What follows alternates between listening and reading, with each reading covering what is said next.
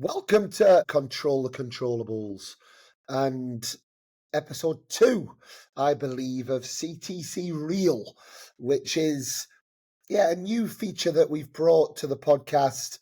We had one a couple of months ago, and the whole idea is to expose and talk about the real world of tennis. Both the good and the bad. We often are focused at the top end of the sport, and that's not our roots. That's not what the roots of soccer tennis and Control the Controllables is about. It's about getting underneath the bonnet, about understanding how the sport operates at all ends of the game. And it's about storytelling. The weird and wonderful world of tennis brings up so many stories for us. And we're certainly going to be sharing some of them with you today. And it's also an opportunity to give a voice to those people in the sport who don't often get a say. Why shouldn't someone 6, 7, 800 in the world have their say in tennis? It's a global sport. Everyone is absolutely contributing to that ecosystem, and we're trying to use this platform for that as well. And I absolutely love these episodes. And in today's episodes, we'll be touching upon some of the global tennis stories. There's a couple that I think we just can't not discuss today. And also we're going to be bringing on Ben Jones. Ben Jones is a British tennis player. He's doing very well. He's about 250 in the world in doubles, around 600, 700 in the world in singles. He's been out there. He played at UK College at University of Bath, and he's going to come on and share some of his stories. We're also going to be bringing Sarah Borwell on, who has been a friend of the podcast, a friend of mine for nearly 40 years, but a friend of the podcast, and who runs and works with Tennis Smart very much around US College. There has been a lot of changes recently in US College. So if you're looking to find out the changes, there's no absolute definites that we know what's happening, but Sarah's going to try and explain some of that to you as well. And then we'll finish off the show by looking at the biggest movers of the year, and also maybe just a couple of players to watch as we go into 2025. And the starting point before we bring Ben on, the global stories of tennis. And I think there's a couple right now. Unfortunately, as amazing as 2024 has been, there's a dark side. There's a cloud that is hanging over tennis right now. We first had the Yannick Sinner drug scandal, which is still running. Okay, WADA currently have that in their hands. We don't know which direction that's going to go. But then I think we all were kind of a bit bamboozled last week when they announced that Iga Swiatek has had a 1-month ban, but she's failed the drug test. And it was all kind of delivered in quite an understated way. Now, I'm one of Iga's biggest fans, as anyone that will listen to the podcast will know. But there's going to be some raised eyebrows, and understandably so. What they're saying is that she had trimetazidine, which entered a system through apparently contaminated melatonin supplement that she uses to sleep and jet lag. And then there was also the substance to treat heart conditions, and it has got the potential to enhance endurance. Ultimately, Swiatek has accepted the ban, but is saying that the substance entered her system through contaminated supplements. I don't know, it doesn't wash with me again. I feel very, very uncomfortable. I mean, I haven't looked into this one as much as the Sinner case, but I feel uncomfortable that we're sweeping these type of things under the carpet when there's so many stories in tennis, in sport, where lesser names are kind of banished to the sides for 6 months, 12 months, 24 months, whatever it might be.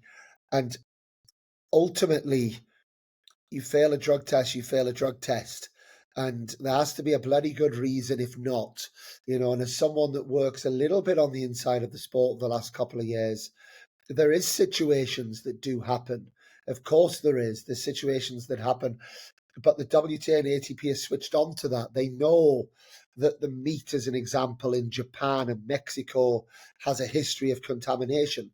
So players, when they're in those countries, are giving very strict rules that they have to have their receipts, they have to have pictures of what they eat. And of course, that sort of situation can happen. In terms of contamination of supplements, don't know. Is this something that does normally happen? If so, why hasn't it happened before? If so, why aren't the WTA switched on to this and the players are told that this is a substance they have to be careful of? We're in 2024. We've got very much advanced ways of working, and I'm just not sure that I like the way that once again this has been done. Now, we had the announcement when we were in China that Iga wasn't coming to play in China because of the coach split up. And I remember thinking that's a bit odd. And we actually joked a little bit. Heron, one of the girls I work with, said, if I want to have a couple of months off, I'll need to sack you, Dan. And I can just blame it on that. So that definitely was a bit odd that we heard that. But what we now know is that was a ban, a drug ban. And where this now goes, I don't know. But for me, I tweeted this last week. It's a dark day for tennis. Jannik Sinner, Iga Swiatek are two of our big global stars. They've both failed drug tests in 2024. I hope and pray that this was an accident. But even if it was, then we need to have fairer trials for anyone, regardless of what their ranking is. If this isn't that, and this is players trying to gain an edge, we hear rumours of it all the time. Anytime there's big financial reward in any industry, there's always someone trying to create that edge in often a bit of an unethical and, let's say, illegal way. I really, really, really hope that we're not going down this road with tennis. I really hope that we're not going to become like a cycling. I don't watch cycling anymore. I've lost respect for cycling. Formula One, who was watching the Max Verstappen and Lewis Hamilton a couple of years ago, and Formula One just changed the rules on the last couple of laps to make it more exciting. For me, the sport's gone. Once you start doing those things, the sport is gone. And I really, really don't want that to happen to our beloved tennis. I really hope, if this is that people are trying to get an advantage and ultimately cheating, let's clean up your act, but let's also treat everybody fairly, regardless of your ranking, regardless of your name. And I can't help feeling like that hasn't happened this year. And I can't help feeling like there's often no smoke without fire. It's not something that we want to be conversing about. Please do send in your thoughts. I'd love to hear what everyone thinks. It's obviously a polarizing topic. You'll have Sinner fans and Swiatek fans that will swear to their blue in the face that their beloved players won't do that. And maybe they won't, or maybe they haven't. But there'll also be the other cynical side that say that they have. But ultimately, this isn't a good look for the sport. Send in your thoughts. That's very much something that we need to educate and take care of within our sport. And it's also going to have a dark cloud on her career. She's come out and said that. I do believe it will. Same with Jannik Sinner. I think this is going to have a little bit of a cloud over their names. Maybe not the immediate effect. Jannik Sinner hasn't been talked about so much since the event itself. But when we look back at history, I do think we'll look back at 2024 with a little bit of a sad face and a little bit of an asterisk next to it. A more fun topic to speak to before we bring Ben onto the show, and that is Sir Andy Murray is back. Can you believe it? Our episode 200 on the podcast. And anyone that listened to that, anyone that's followed Sir Andy's career, he loves it, right? He loves the sport. He can't get enough of the sport. And he hasn't been out for long. He stopped playing, 3 months ago? The Olympics, was that 3 months, 4 months ago? And he's back and he's in the corner of the 24-time Grand Slam winner, Novak Djokovic.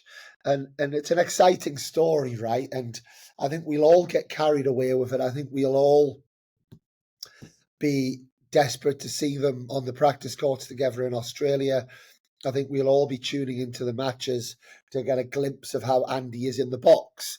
After years of berating his box, he's going to be there. He's going to be the one. It's not an easy position to be a coach. You know, the player is under immense pressure, and they are aiming things at you. You know, it's a challenging position for him to be in. I think I heard Jamie Delgado say, you've got to also leave your ego at the door, which is very true. You're now the number two. You're not the important person anymore. You're there to sacrifice almost your life to give the players what they want, and that's going to be very different for Andy. But I've been asked on numerous occasions, actually. I've been asked, is this a good thing? Why has it happened? You know, what is the reason for this? And I think this is a no-lose situation for Novak Djokovic, if I'm honest. He's 37. He's going on 38. Yes, he won the Olympics this year, but he didn't come close in the slams. You know, best of 5 sets, 7 matches, almost 38 years old. I said a few years ago on the podcast, I think Novak Djokovic will win 27 Grand Slams. I have to admit defeat in that, because there's no way he wins 3 more, in my opinion. And I'm not sure he will win 1 more. And I don't think that he's expected to win 1 more anymore in the close tennis circles. You know, you Sinner, Alcaraz, the resurgence of Alexander Zverev, who I believe is going to push for Grand Slams next year. Daniil Medvedev, is he going to make a little bit of a comeback? You know, he hasn't had a great last 6 months. You know, I think these players are ahead of Novak Djokovic now. And I think this will be very difficult. So I think it's an absolute masterstroke, because there's nothing to lose. He is bringing in Andy Murray, who is loved by the world of tennis. He's a global superstar, but he's a global superstar that has what Novak hasn't had. Novak hasn't had that adulation in the stadiums that he goes into. You know, Andy Murray has, and Andy Murray will bring that in for Novak Djokovic.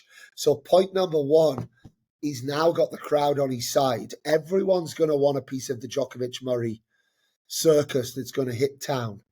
And that is what Novak Djokovic wants. He wants the people behind him. He wants to feel that love. So that's the first point. I think it's a smart move.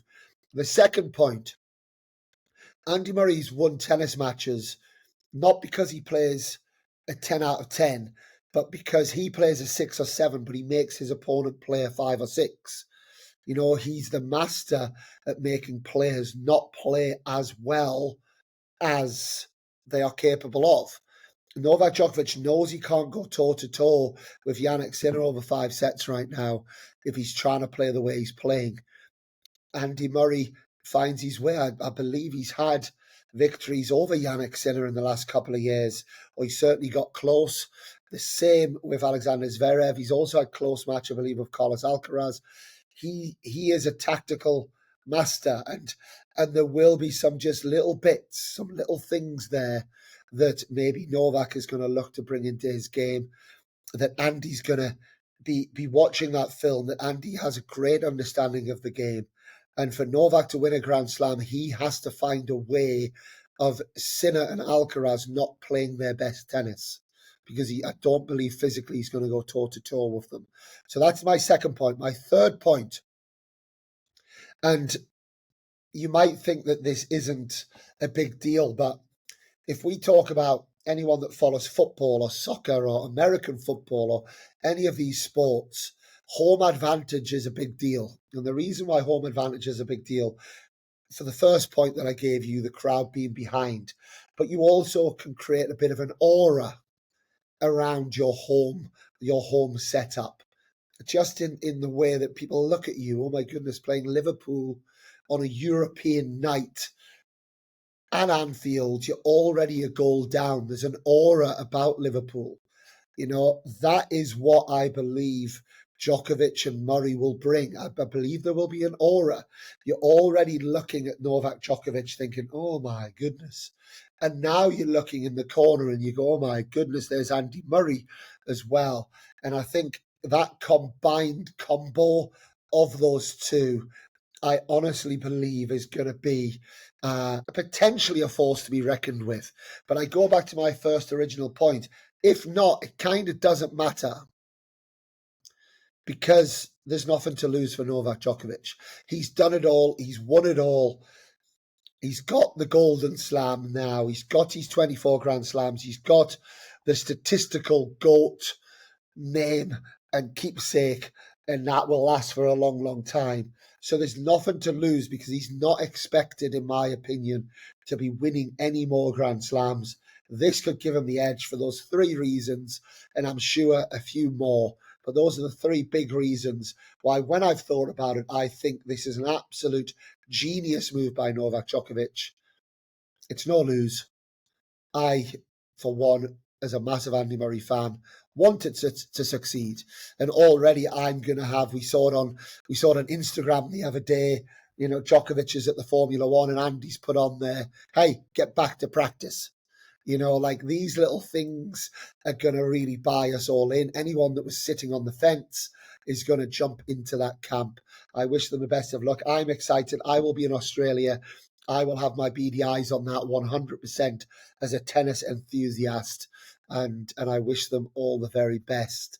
And those are our couple of I guess, big stories that we have in tennis right now. The year has obviously come to an end in terms of the top end of the game.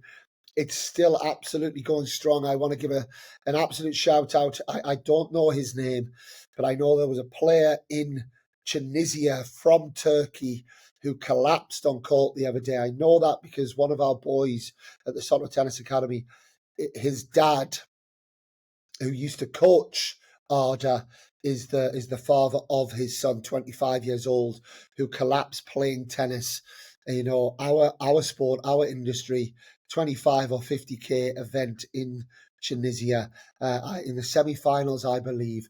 I've heard that he's doing well. He's doing okay. I wish the very best of him on behalf of Control the Controllables as well. So there is still tennis going on, but we've had the Billie Jean King Cup.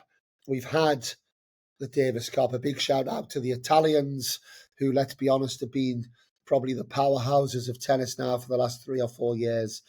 For them to win both events is quite incredible.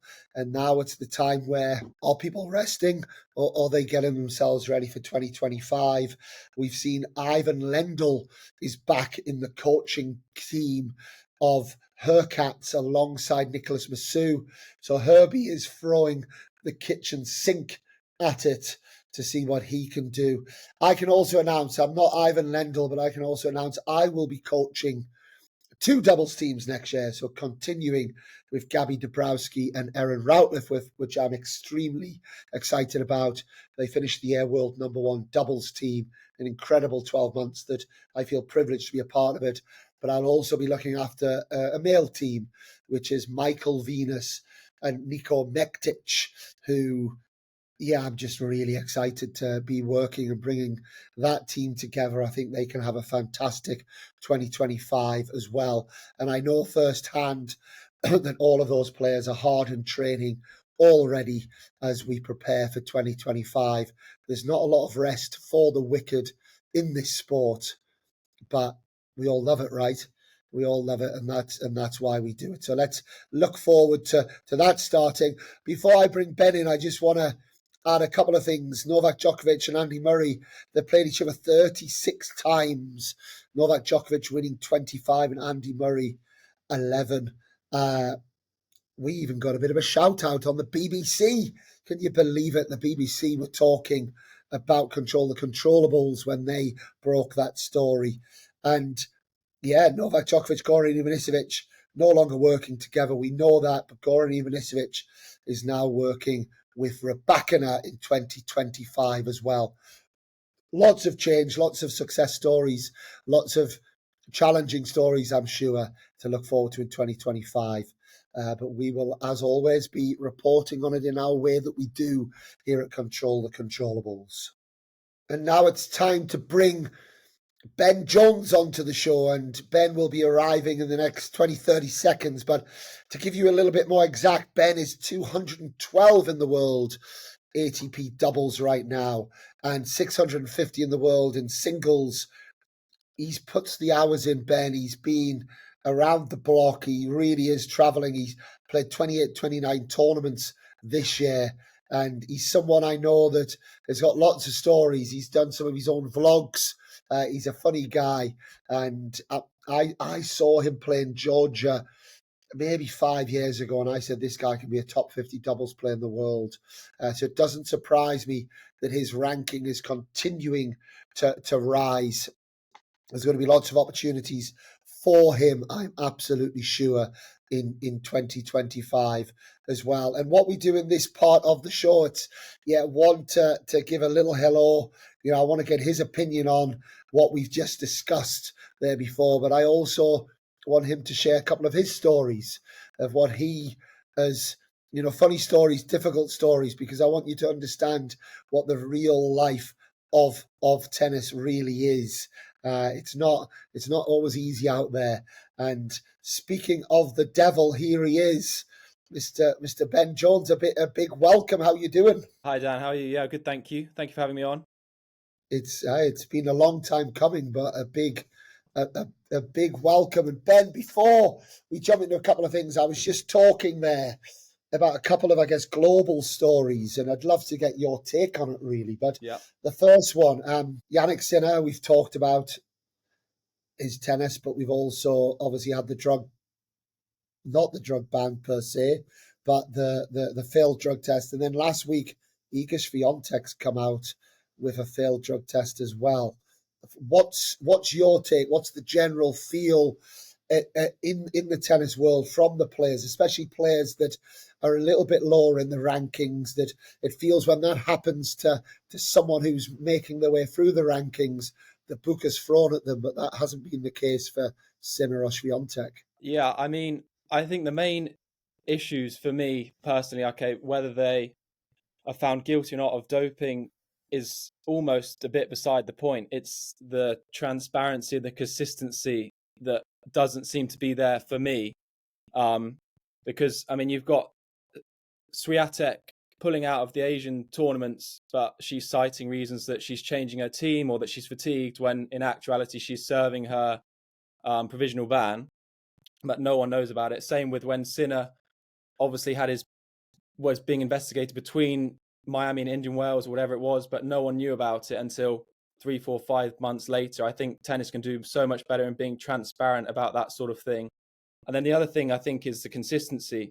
I mean, if I fail a drug test tomorrow, there's no way I'm getting the same treatment that Jannik and Iga have gotten. And you take the Tara Moore case, which I'm sure you've spoken about as an example, is the ITIA and anti-doping seem to have tried to make an example out of her, but then when it comes to their world number ones, they're reluctant to make an example out of them because it's obviously bad for the sport. So I just think, regardless of the ins and outs of the chemicals and the doping and whether they're doping or not, we'll never know, probably the real answer. But I just think it could be a lot more transparent and the process could be a lot more consistent for all rankings, in my opinion. Well said. And I think for me as well, Ben, it's obviously, it's that age-old thing, right, that already you feel a bit beat up in the tennis world when you know that your level is pretty much just a little bit behind the guys that are top in the world. But the rewards are so much greater when you get over that bump. So already at the slightly lower levels where there's world-class tennis players have been, and tennis has been played, the players already have that slight chip on their shoulder, understandably so.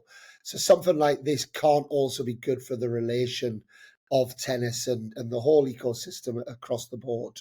No, I agree. I mean, I wouldn't say I'm not I'm not that strongly opinionated about it, but I've spoken to a lot of guys, similar level, British guys, foreign guys. I've had conversations about mainly the Jannik Sinner case, because that obviously came out a few months ago, and everyone's sort of in a bit of disbelief at the lower levels, because we all know for a fact. I mean, I was drug tested in Canada at my last tournament, and I'm sure if I had failed that test, there's no way I'd have been able to, first of all, keep that under wraps and under the radar. That I'm sure would go public straight away, that a British player has failed a drugs test, and then I wouldn't be able to get the time and the resources and the lawyers or whatever it is that I need to battle that the way that Jannik and Iga seem to have been able to. You know what I mean? It doesn't seem like it's a very fair playing ground. The rich get richer. That's unfortunately the way the world works. And the second one, maybe a lighter story, and a one that I've expressed my opinion on, which I won't tell you because I'd like you to independently give yours. But Sir Andy Murray is back. It didn't take him long, and here he is going to be alongside, I guess, collaboration with 24-time Grand Slam winner Novak Djokovic. I think from Novak's point of view, it's an absolute no-brainer, to be honest. I think it's a great decision. I mean, I sort of get it. I've started working this year with Greg Rosetsky, who's former world number 4. And having someone like that in your corner, obviously it's different for me being lower ranked, but having someone like Sir Andy Murray in your corner can only be beneficial for your game, for Novak. And also, I'm not sure how much coaching per se Novak needs, and it's more the tactical insights that Murray can offer him, maybe some sparring stuff. It's all tiny percent things, but I think for Novak it's an absolute no-brainer. And then from Murray's point of view, I assume he's just been so bored. You can't switch off the competitiveness, and you can't switch off from tennis. His whole life's been tennis in a few months, so I'm sure he was just eager to get back out there and back on the tour. So I think it's a great decision from both, to be honest. I like the way you combined the two stories there at the end. Eager to get back. I like that, Ben. Yeah. Very, very clever. But the thought process I had actually was, I'm with you. And it's amazing how negative so many people are being about it. I think it's a no-brainer. I think it's a not to lose. He's got nothing to lose. I don't think Novak, anyone's expecting him to win a Grand Slam in 2025 anyway. So I think they're coming a little bit from that point a little bit. He's not at the top of the game anymore. I agree with the tactical bit, but the big one for me, and the way I explained it is, it's a really acute, smart move in terms of almost becoming the home team wherever they play. Because, Novak's never really had the crowd on his side. He's also, yes, he obviously carries his own aura, but now the Murray-Djokovic tandem is going to have the feeling of the home team wherever they play. He's bringing on all those Andy Murray fans, and he's going to have the crowd behind him. And he's also now got double the aura, because not only are you looking at Novak Djokovic, you're also looking at Andy Murray staring at you from the box. And I think that psychological effect, I think, could be the difference between him not winning a Grand Slam this year and maybe winning one. But I guess time will tell. Yeah, I think it's very savvy. And as you say, it's literally a no-lose situation for either of them. They've both achieved so much already. And maybe the extra, you're right, maybe Andy Murray being in the box gives him that extra 1% to see if he can nick one more slam or maybe more next year. Who knows? So how many Grand Slams does Novak Djokovic win in 2025? I think he wins Oz, to be honest. I think he wins one. French and Wimby, I don't think he wins. And the US, I think, is too late in the season. I think he'll be tired by then, but I think he can get Oz. There you go, Ben Jones. The bold statement. Just for the record, I think he wins 0. Yeah, I'm not sure. I love Novak. I'm a big Novak fan, so I can never count him out. So I'll give him Oz, so 1 for the year. It would send the tennis the tennis world wild if he did. So let's see. But to get into you, and we'll have to bring you on again to get your full story. But what we're doing with these are we'll have a little quick fire round in a bit. But I'd love for you to share with us just an experience or two. We've all had these kind of crazy stories. We've all found ourselves in these kind of crazy places. Sometimes people don't believe it, but sometimes people don't hear it, and I think they should. So, what have you got lined up for us? Yeah, I mean, we could be on here for hours, Dan, speaking about stories from the Futures Tour. I mean, I've got a couple of stories too that are probably suitable for this podcast. One that probably shows the lows, the real low lows on the Futures Tour, and then one that's a bit more uplifting. So I'll start with the low one. I don't know if when you were traveling or coaching, you ever went to Cancun and played the Futures there. I went to Cancun last year for the WTA finals. Okay, not for the 15Ks. Well, not the 15Ks. Slightly different. But these were, and notoriously the worst tournaments ever run in tennis. So I went. I think they started at the beginning of 2019, and I went in the summer of 2019 with Alex Jun when he was still playing. We both rocked up. We had no idea what to expect. We thought Cancun, this will be amazing on the beach. This is where everyone goes on holiday, honeymoons. So we're thinking, right, this will be great. We're in for 3 weeks. We're traveling there for. So I think Juni got there a couple of days before me, and I rocked up on maybe the Saturday because I was in main draw or something like that. Immediately you walk out the airport, and it literally hits you. It's like 90% humidity, 38 degrees. So that's already a tough start. You're sweating literally as you get off the plane. But then you sort of, I kind of knew that it was going to be a bit of a weird trip, literally from getting picked up to the airport and taken to the club. So I did it in the day, which was lucky. Other people, if they were landing at night, had to do this at night. You get picked up by a driver. I was on my own. He speaks no English.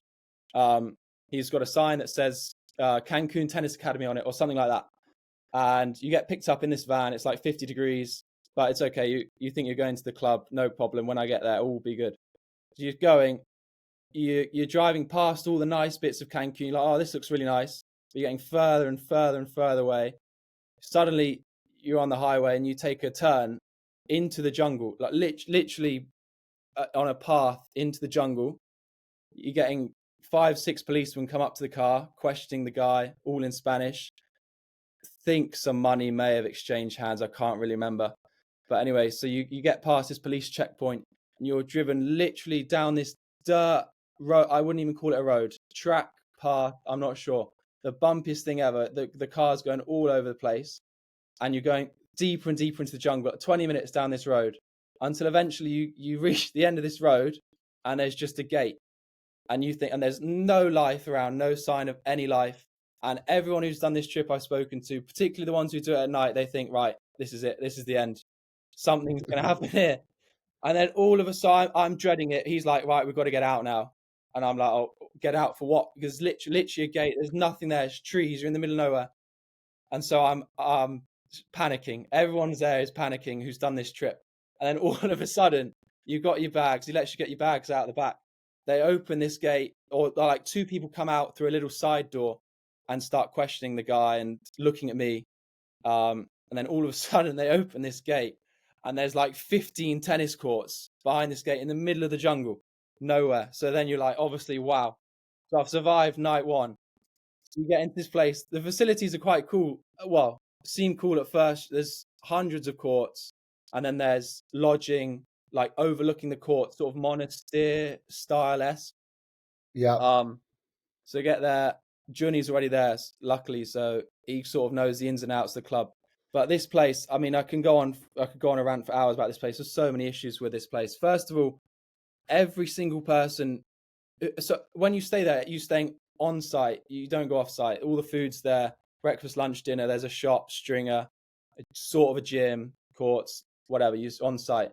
So me and Juni are having breakfast, lunch, and dinner there. And by about day 3 or 4, we're in absolute agony. We can hardly function because our stomachs are in absolute bits. And I remember the funniest thing was, I think it was week 2. We're both in Maine. I think we both won our first round. I think I had a really long match. Juni's wasn't as long. We played these really long matches, and then in the evening, we'll go to dinner, and then me and Juni are literally having to do shifts on the toilet. He'll be like, right, I'll be like, I need the first shift when we get back into the room, and I'm in there for 15, 20 minutes. And then I'll hear Jun knocking on the door saying, mate, I've got to come in now. So I've got to suck it up, get out of the toilet for 20, 30 minutes while he gets whatever he needs to get done in there. And literally for hours, we're doing this for days, every night. Sometimes be at 3 a.m. I think, right, Juni's asleep. I can get in the toilet here. I really need to go. It'd be 3:10 and he's knocking on the door saying, mate, I need to go. It's absolute carnage. And then the worst thing, one of the worst things that happened while we were there is, after one of the weeks, we're trying to collect our prize money. This is a bit morbid, but the tournament director there, I can't remember his name. He sort of like was a pretty mysterious guy, but he ran the show. So we've got to go to him to get our prize money. But the day we went to get our prize money, he wasn't there. We're asking, oh, where is this guy? Do you know when we can get our prize money? And they said, yeah, he'll be back in a couple of days. We're like, okay, well, we might need to fly out, but okay, we ended up staying for the next couple of days.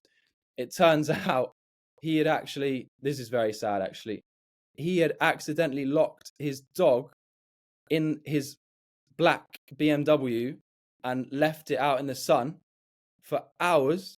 The dog had overheated and died, and they'd held a funeral. They'd literally dug a grave for this dog outside of the resort, outside of the academy, and they'd held a funeral for him, for the dog. And that's why we couldn't pick up our prize money for that day and the day after. Wow. Carnage. And then it's unbelievable. Those tournaments got shut down because so many people complained about the conditions. There was other stuff wrong with it as well, like the balls kept changing, the stringing wasn't great. But then there were some links to it, to a Mexican cartel or a Mexican gang and drug smuggling, and so they just shut it down in the end. So that tournament doesn't exist anymore. But what is it with tennis players? Because we've all been to these places, even though we kind of know what they're like. Like, I told a story. I won't tell it again because I told it on the last one. But we were caught in a civil war in Uzbekistan. Yeah, and it's like, well, we kind of know that these things are happening in these places. Like but the desperation that we seem to have, is it desperation? Is it love? Is it passion? What is the reason so many people are doing these things? For me on that trip, some people do it out of desperation, but for me on that trip, it was complete naivety from me. I just saw Cancun on the schedule and thought, it's true, that would be lovely. And also it hadn't been going on for that long, that tournament. So people, word of mouth hadn't got around that this tournament was potentially an absolute shambles.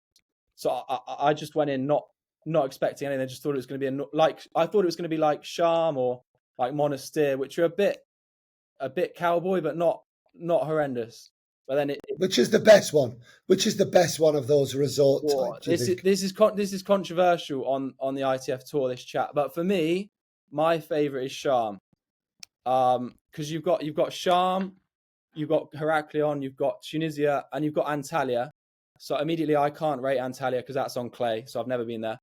Heraklion is very nice as a place. It feels like you're in civilization, but the courts are so slow and it's so windy.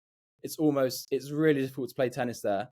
So then you're left with Sharm and Monastir, and Sharm, it feels like you're not just on the courts all day, every day. Like you can go to the beach, you can go on a boat, there's like a little square you can go to. So for me, Sharm, 10-pin bowling. Yeah, bowling. Yeah, I haven't actually ever been in there, but there's stuff you can do in Sharm that makes it feel like it is the real world rather than just at a tennis tournament, But many people will disagree and say probably Monastir is better, but who knows? And what percentage of you've been playing on this tour of 5 years now, roughly? On and off. I was playing while I was at uni. College. Yeah, while I was at uni, 7. 5 years, 6 years, something like that. And what percentage of events have you played outside of the UK in those resorts? I'm trying to think this year what I've done. I've been to Sharm 3 times this year, so that's probably 6-7 weeks there. It's probably a third of the tournaments I played outside of the UK were in Sharm this year, something like that. Yep. Because you do they're on every week, so anytime there's a gap in your schedule, you need to fill your schedule up. It's so easy to just get there. Particularly for me, once you've been there as well, the conditions are the same. You don't need to get used to conditions. You know exactly what the practice court situation is, what the food's like, what the balls are like. So it's an easy one to fill up your schedule with. Give me the uplifting story. The uplifting story. What I was going to lead into is from Cancun. Obviously, I actually did okay in the tennis, but the trip overall was horrific. And the only reason I got through it was because I had Alex Jun with me, which made it much more bearable. So I was going to lead into a trip that I went on this year, just sort of highlighting, I think, how important it is to travel with guys that you're mates with, or you get on 100%. With, you can have a bit of fun with, who don't just talk about tennis all day, all this stuff. So this year I played the Futures in Ireland, which I'm sure you must have been to before, in Dublin. Yep. And I was lucky enough to be able to take Giles Hussey there as my coach for the week, because he was on a long injury. He wasn't really doing much. He was doing loads of rehab. So I said, I was flying out in 2 days. I said, mate, instead of doing rehab in the colleague gym at the NTC for 5 hours a day, I was like, why don't you just come to Ireland, come and watch me and do a rehab there? Because I knew there was a gym. And so he comes out. Giles is one of my closest mates on the tour, so he really helped me out that week. But the uplifting bit of it was, we had the hotel booked, I think, for 4 nights. So assuming until whenever I'd played my first round of main draw and singles and doubles. So I think we had it until Wednesday or Thursday, and then after that we tried to rebook the hotel completely full. So we have to take all of our bags to the club, and Giles is like, no, don't worry, I'll sort us for tonight. You just focus on your match. So I'm going on for my match. No idea where I'm staying tonight, but trying to play. I'm going, I think this is second round, maybe. Go set up, or maybe I'm in a tiebreak or something. And I'm kind of looking at Giles at this point because I'm pretty stressed, like needs some coaching support. And I'm looking over to him and he's just chatting to this random person who I've never seen before in my life. And I'm trying to and he's not giving me much. He's giving me the occasional stuff at every other point. But anyway, I managed to get through the set and get through the match. And then afterwards I got up and said, what's going on there, mate? Like, you watching any of my match or just chatting? And he said, this random person was actually an Irish member of the club, a woman called Bernie. And really bizarrely, she used to live in London. She used to live 2 roads away from where I live now, and was a member of Cumberland Lawn Tennis Club, which is where I play. And she was asking Giles who I was, who he was, where we're from. And she asked, where are you staying tonight? And Giles said, well, that's actually an interesting one at the moment. Probably on the side of the street at this rate. And she goes, oh, don't be silly. Come and stay with us. Amazingly nice of her. So me, Hussey and Dan Little go and stay at their house in the evening. Me and Giles ended up staying the rest of the week and for 4 or 5 nights. But the thing that Giles did, this is one of the best things anyone's ever done for me on tour, is he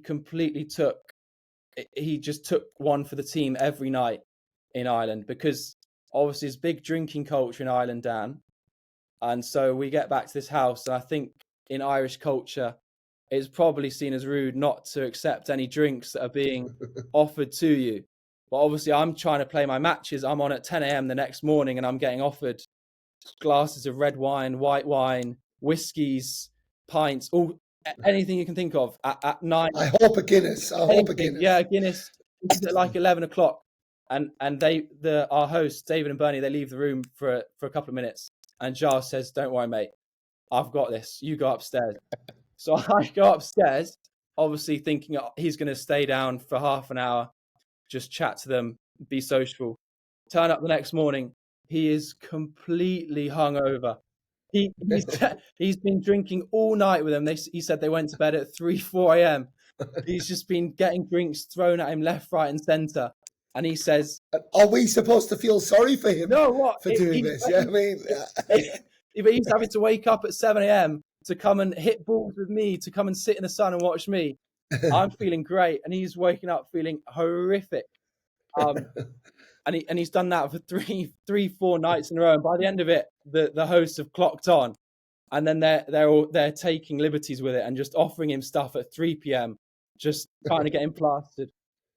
Brilliant. But it was the point of that story is just highlights how much more fun, because I know everyone knows tennis can be tough. I've listened to some of your podcasts and everyone knows how tough it is, how lonely it is, all this stuff. But if you are able to find people like Giles, for myself, and there's loads of other guys in British tennis that I travel with, who I love traveling with, and if you're able to travel with those guys, it makes it so much more enjoyable, so much less stressful. It feels like you're in the real world, because obviously tennis doesn't always feel like the real world. And then honestly, I think when you're more relaxed off the court, you play better anyway. Absolutely.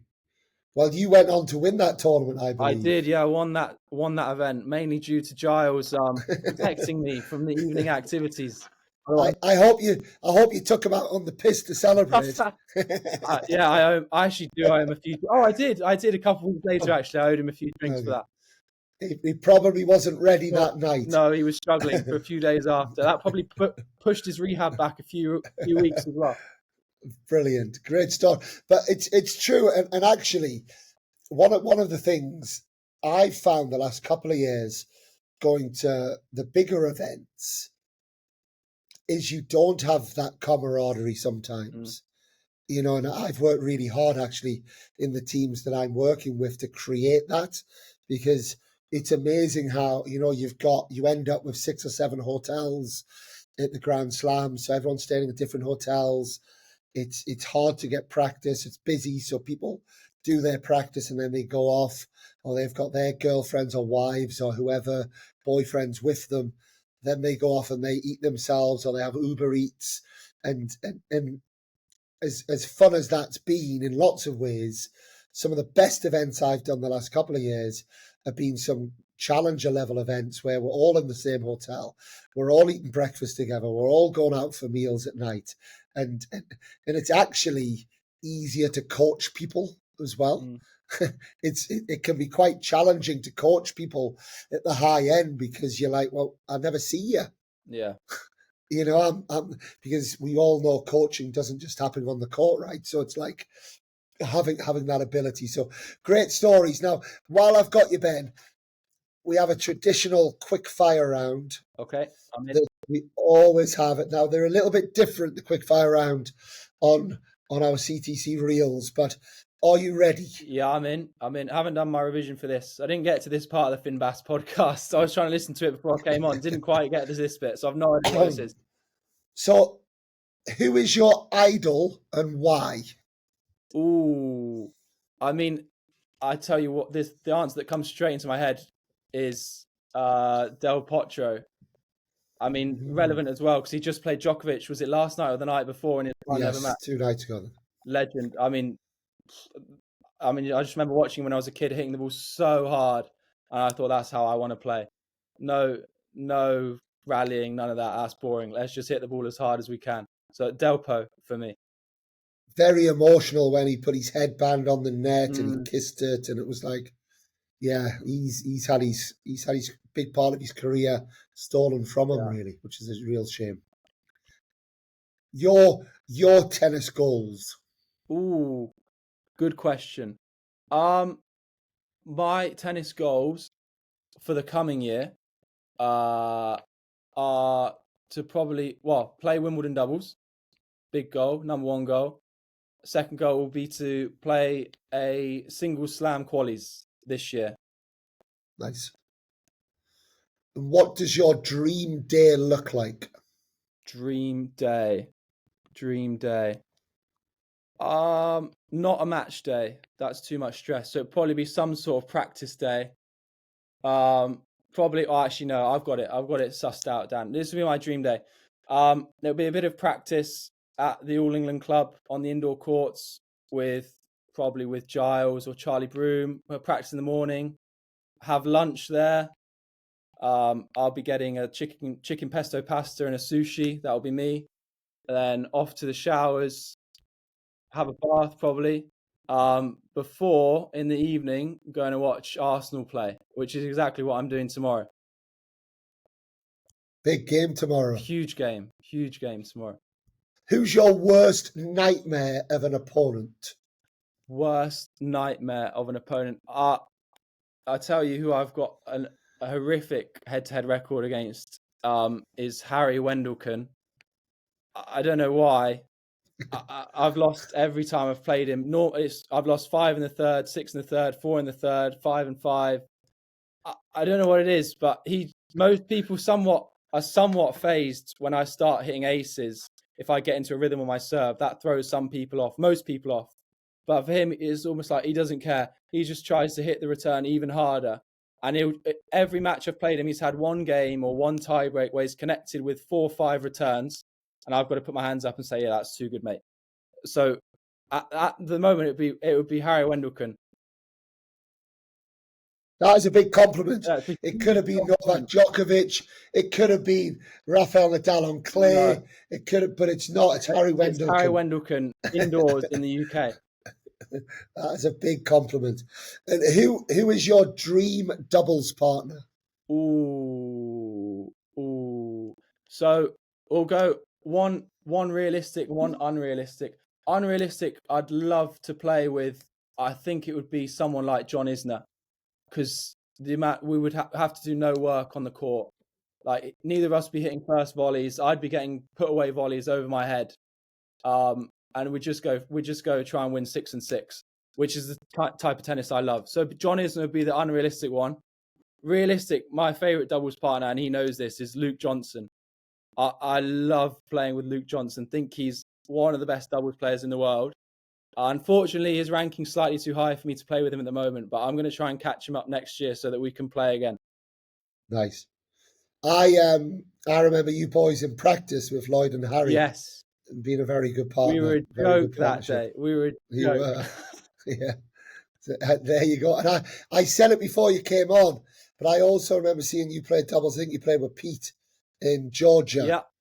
Wow, and I told a few people you would be top 50 in the world in doubles after that week. Okay. So you have to live up to this, because I told Liv Nichols when she was 18 she was going to be top 50, and she's now top 50. So you're the next one in line. All right. To get up there. That's extra motivation for me, Dan. You can send me a WhatsApp on that day. One player to watch on the tour that we haven't really heard of yet, that the public haven't heard of. Oh, I mean, the one that I was telling everyone about before he started breaking onto the scene was Umpeshi Perikard, because I'd played him in a 25 like 2 years ago and obviously lost 7-6, 6-7, 7-6. I mean, so I bet people have heard of him now, so that doesn't really count. I'm trying to think who else. How good do you think he can be?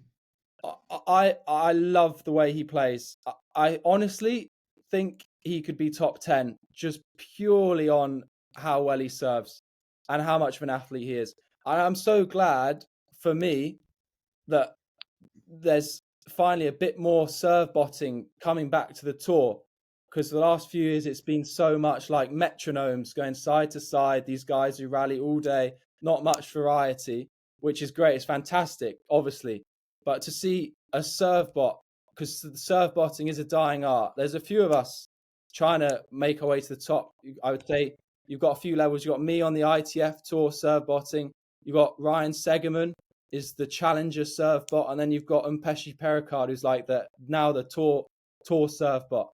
So I'd go with him, Stegeman and me as the ones to watch, the serve bots to watch for next year. I like it. And my last one is not written down, but there is a last question that I want to ask you. And you mentioned earlier Greg Rosetsky in your corner, talking of serve bots, but a serve bot that could really move the ball. Yeah. Like his serve his serve was incredible, but it was also incredible for the movement he got on it. He also actually had a very good forehand. Yeah, he was quite good, Greg. Yeah. Yeah, the backhand I'm not so sure hitting over it. He'll argue you on that if you ever say that to him. The backhand slice, maybe, but the backhand hitting over. But what has it been? What's it been like working with Greg? Give us a little bit of insight into that. What he's brought to your game, how that experience has been able to rub off on you. Yeah, this one won't be very quick fire, but it's been eye-opening, game-changing, almost life-changing. When I first got in touch with Greg, it was literally almost exactly a year ago. I was off the back of I was ranked 1,000 in the world, had been for a year or two, struggling to win matches. I was picking up the odd point here or there, but felt like I was underperforming, underachieving, particularly with my serve being the weapon that it was and now is.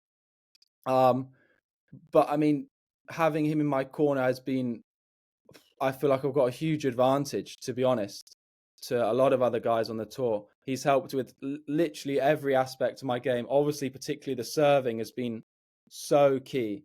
One of the main thing everyone asks me what Greg tells me on my serve, because I've been serving great this year and I've managed to go up the rankings a bit. And I've improved my serves. People asking what's like Greg done. And the main thing that we did from session one was, how I'm sure you've done it, I've done it. When you're practicing serves, you naturally put a cone maybe a foot from the centre line and a foot from the service line, and you'll try and hit that, and that will be your margin of error. That'll be your box you're aiming at. Greg's gone, no cones. Your target is the line. That is your target. And it's one of those things where it's like, if you're aiming small, so I'm now aiming at lines, and if I get it wrong, it will either be a bit inside the line or a bit out. So it might even still get called in. Whereas if you're aiming at these cones that are a foot inside, if you get it wrong and get it in, it's going to go into someone's hitting zone. If you get it wrong the other way, it's going to go 4 foot out. And that, as a mindset thing, has changed my serve so much, how important the accuracy is.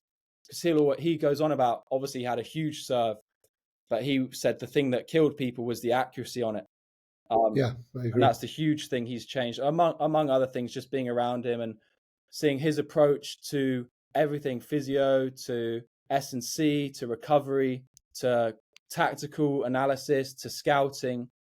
And to be honest, it's taken a lot of the stress off me, because now he asks me before I play matches, if I'm a bit worried, he goes, well, have you done the work?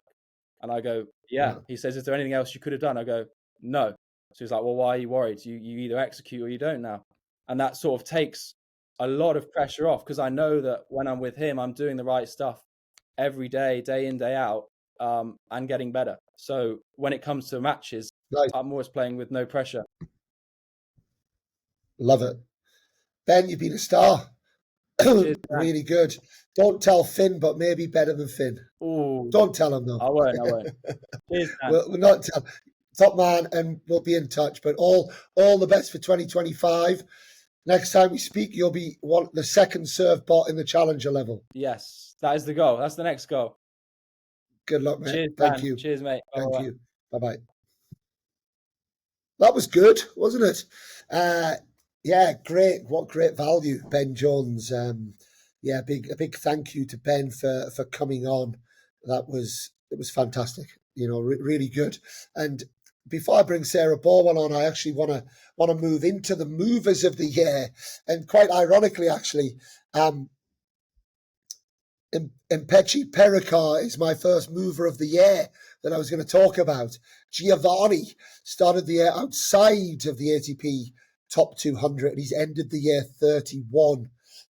Obviously, most recently winning the ATP 500 event in Basel, where he beat Ben Shelton 6-4, 7-6 in the final. This guy's the real deal. He really is. And that's a one. How do we have this section without talking about Jacob Fernley, who was our last guest or a couple of episodes ago? If you've not heard that, you need to listen to that. The feedback's been incredible on that episode. And Jacob Fernley was playing college tennis. He maybe had a ranking of 600-700. I think he was 646 at the start of 2024. And he's ended the year 98. in the world. He's beaten 452 French players. He's played Novak Djokovic on centre court at Wimbledon in the second round. He's won the NCAA with TCU. He's just had a quite incredible year, and a very, very, very special player who I think has surprised a few people, and let's see how he kicks on. And then the ones to watch, and the one to watch that I want to give, and maybe it's not a surprise to some people, but this player has gone from 8-3-2 in 2022 to 7-2-7 in 2023, and he's finished the year as 145 in the world. He was the world junior number 1 at the end of 2023. He has had some great results this year. He's shown that he can really beat some of those better players in the world. Those on the inside of the sport know that this guy is going to achieve big things, and that is João Fonseca from Brazil. I'm sure we've mentioned him on the podcast before, but he's a name that you absolutely need to just have at the tip of your tongue, because you're going to be hearing a lot more from Fonseca in this year. I believe he'll be a top 50 player by the end of the year, and we're talking about 2026. He's going to be a seed in a slam and pushing towards the latter stages. I really do believe that. And then on the women's side, we got a couple of players. One to mention, the Dutch player who's really jumped up the rankings in Suzanne Lammens. She is, I think it's quite interesting with her, because she's gone from 2018 where she was 989, and she's had this kind of rise, then 532, 480, 2021 277, 2022 213, 2023 she's entered the year, started 2024 as 218, and she's now entered the year as 88 in the world. So well done to her on her progress. And the other one I want to mention, and I watched her play in the Billie Jean King Cup, and I was a little bit surprised when I had a look, because it's not like she's incredibly young. Rebecca Shramkova, she's been around for a good while now. You know, this is not her kind of first rodeo. She's 28 years old, and she hasn't been inside the top 100 until this year. You know, she's been around 200, 250, 300 pretty much throughout her 20s. Finished the year last year as 129. And then a bit of a funny story. She actually, not funny, but just a story close to home. Tamara Zidanzek, who trains with us at the academy, is sort of tennis academy. Mike Digby, one of our coaches, is coaching her and traveling with her. And they played in the semi-final in Hue Hin in Thailand towards the end of the year. And Tamara had a crazy match before that, and Tamara lost to her in the semi-finals. And then Shramkova went on to win that event, but she then flew overnight to Beijing, didn't get any sleep, arrived, and on that day, she then played Tamara again in the first round qualies of Beijing and beat her in 3 sets. And that really opened my eyes, because I was like, oh God, this girl has got something. You know, I didn't actually know her before then, but I was like, oh, to do that, the amount of players that would have withdrawn from that event, but she hasn't withdrawn. She's turned up, and then she went on, and I want to say qualified and won a round or two in Beijing as well. And I think that says a lot about Rebecca Shramkova. I watched her at Billie Jean King Cup. She had the win over Katie Bolter, which knocked GB out of the Billie Jean King Cup and took her country, Slovenia, to the final. Slovakia took her to the final of the Billie Jean King Cup, and she's ended the year 43 in the world. So an incredible year, but an incredible 5 or 6 years. And those stories are nice. It's nice for us to understand that it is possible. You know, you don't just get stuck in a ranking. You know, you can keep moving. But then my last one, and I like doing this because you have a little bit of a play around, right? And I was like, I wonder who the highest ranked 2010 girl is on the ITF juniors. So it's quite a good indication. Like Hannah Klugman, the amazing Hannah Klugman, 2009, she's been the highest 2009 player in the world now for a long time. I think she's 12 in the World Juniors. She's already up to 600 in the World WTA. And a big shout out to Mimi Zhu and also to the British girl Stojatovic as well. Mika, who's finished the number 6 in the world in juniors. The Brits are coming, 3 in the top 12. But back to this 2010, and I went down the rankings and I got to this girl she's 230 in the World Juniors right now, 14 years old. But she's played 42 matches on the ITF Tour this year, and she's won 39. And she's called Kristina Luatova. And I'm telling you, if I've never seen her hit a tennis ball, but by those results, by her age, what she's doing, she is a one to watch. So remember that name, Kristina Luatova. If she's been supported well, she's been managed correctly, this is a player that we absolutely have to watch for. She's also qualified at various pro circuit events. I think she's about 1,000 in the world WTA. But yeah, she's got the pedigree. And then the other one, the current world number one, ITF junior, she's only 16. She is already 379 in the world on the WTA at age 16, and that is Emerson Jones. She's not a big girl, but she can play. You know, last week she beat Maddie Inglis, who is a very, very established WTA player, being top 100, around 150 right now. She beat her on the Gold Coast in a 75k event. She's won 60ks already, beating like really, really established players. I have no doubt that this is a girl that we're also going to see. So the Australians have maybe got someone else to celebrate over the next period. Now, before I bring Sarah Borwell on, I just want to also move to the next section, which is, NCAA's US college. There is some certain rule changes. Sarah's going to be taking us through those, telling us what's what. But one of the biggest ones is they've separated the national championship. So the team event always happened at the end of the season in May, and then you had the NCAA individual event that then happened after that, and always a brilliant event. Winner gets a wild card at the US Open if they are American. That changed too. But this year it feels odd to me because it's just happened.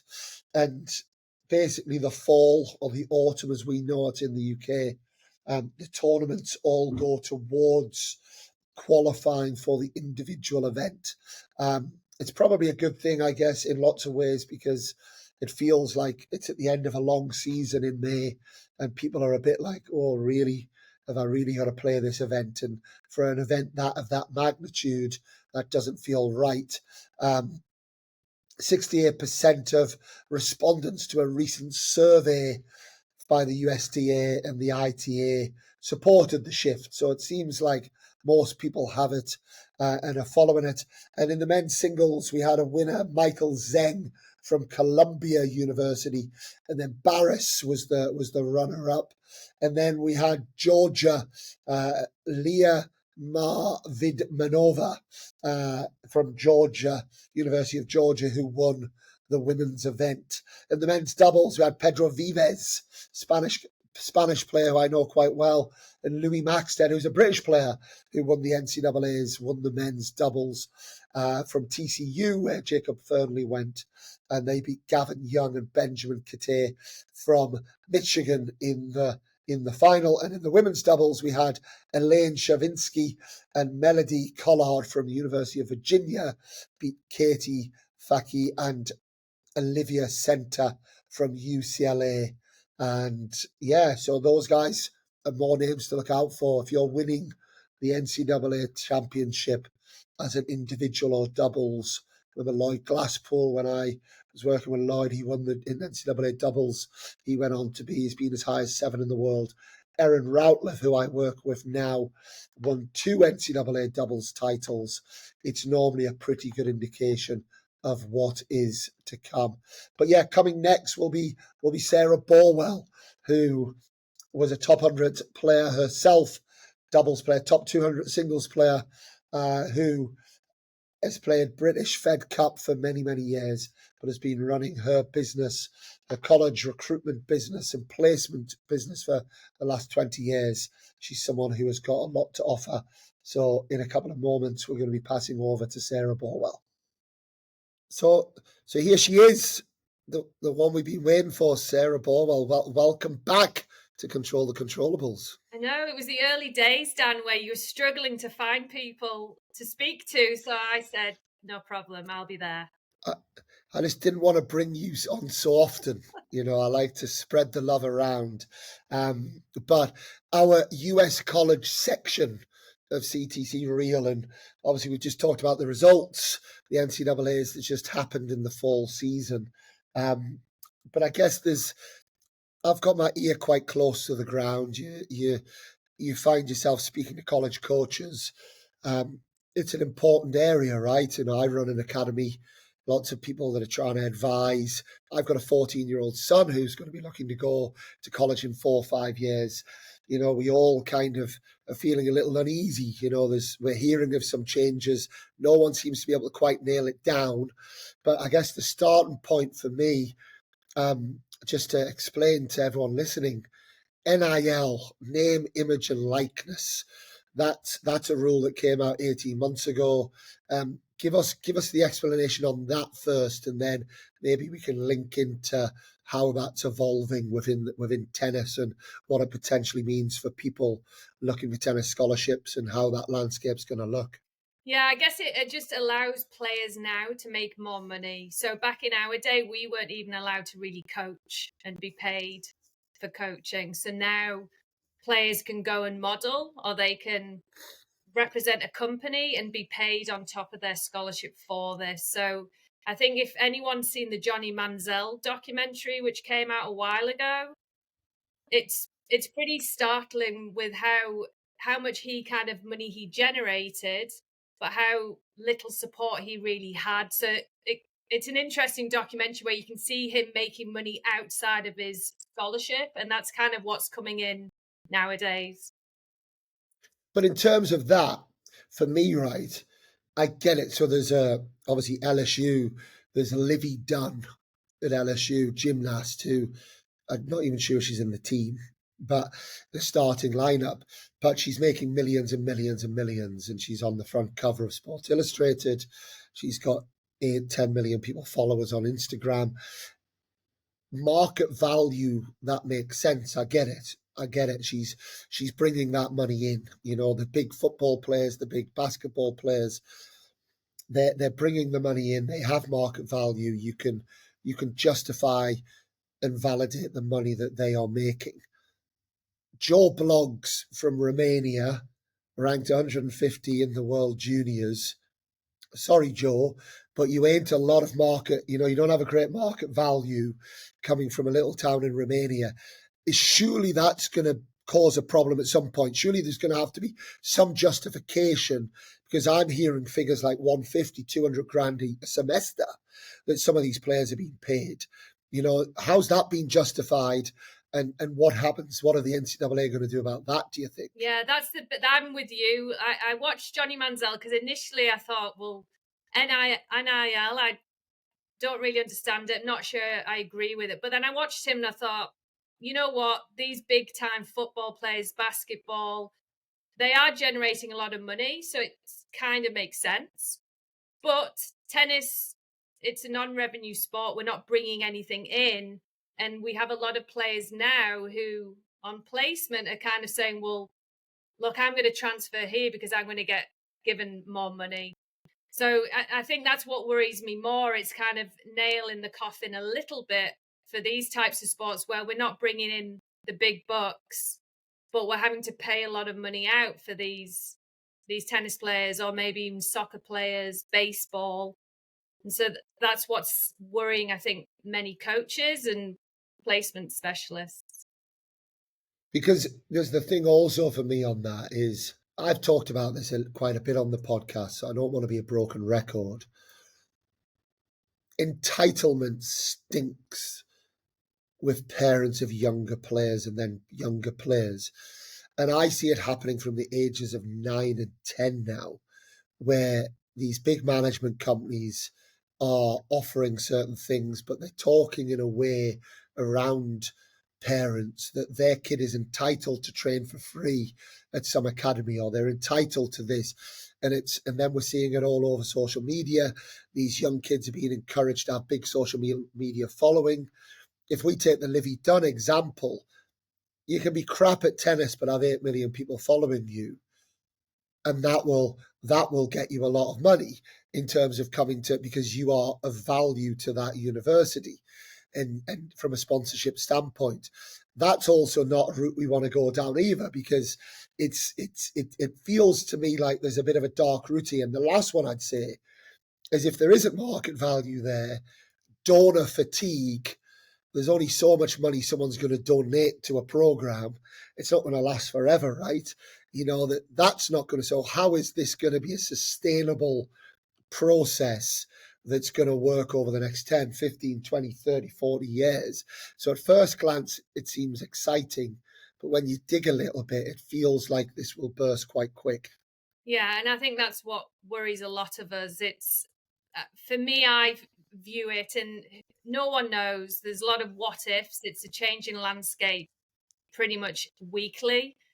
For me, I probably view it as there'll be 3 tiers. So you'll have those top tier teams where the universities are going all in for the tennis team. They're giving them the maximum scholarships.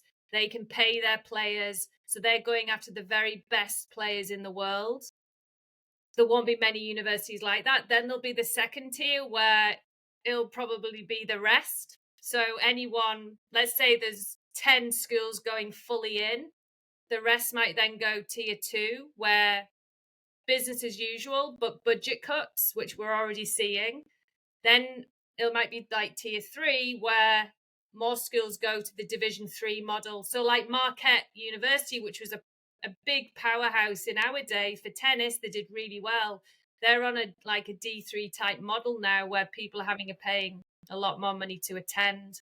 So that's how. What's a D3 model? What's a D3 model? So if you're in NCAA D1 and D2, you can get athletic scholarships, which is why many players gravitate towards those divisions, because it brings the cost down. So you get academic and athletic put together. The Division 3, there's 2 types of Division 3s. There's the very, very elite academic schools like a Tufts or a University of Chicago, where MIT. Yeah, MIT, they offer you financial aid, so based on your household income.